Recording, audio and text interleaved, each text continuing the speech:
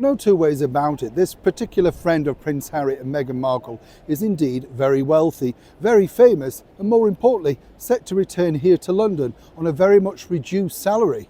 So how have these circumstances come around? As ever, let me explain. Morning, how are you? Nice to see you today on this windy evening here in the very heart of London. Oh yes, it's back, you know what it's like, but soon we'll have spring. Yes, I know. Well, we're all hoping, aren't we? And as I say, it's always lovely to have your company. We'll have a lovely wave to whoever, and all a big wave to the animals out there as well. I know I keep receiving many people telling me about their wonderful animals. I'm thrilled that I've got such a devoted fan club of animals. Do you know what I mean? I love them. Yes, well, at least they don't answer back, do they? Well, unless they've learned to type with a paw, you know, that could be a bit worrying, couldn't it? Now, let me get back to your royal story of the day, because this, in fact, is a nice story in many respects. As you know, the former chat show host of CBS The Late Show, James Corden, did incredibly well over 8 years based out in New York. Not necessarily a ratings buster, but nonetheless, for a Brit, he put himself on the map. Over here, he was known for a sitcom called Gavin and Stacey. Very successful it was indeed.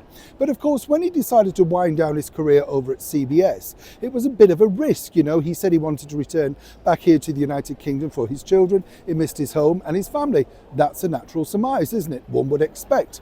But of course, it was really the association with the ex-royals that shot him to fame. In particular, that now infamous video where James decided to take Prince Harry for the very first time on the top of an open-top tour bus around Los Angeles, taking the fake afternoon tea.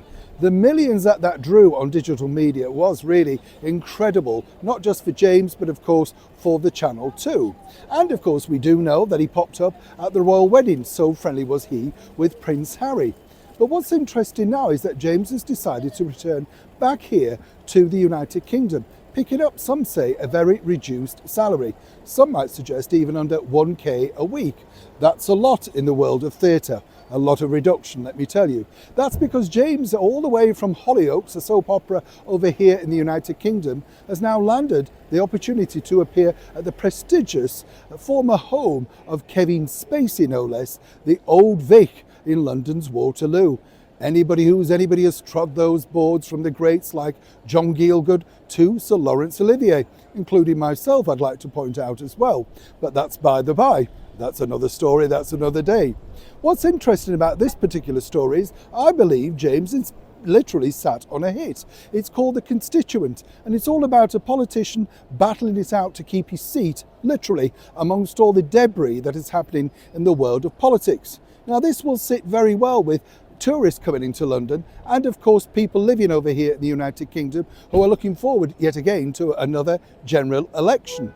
As I say, the play itself is very much crafted to the moment of the time.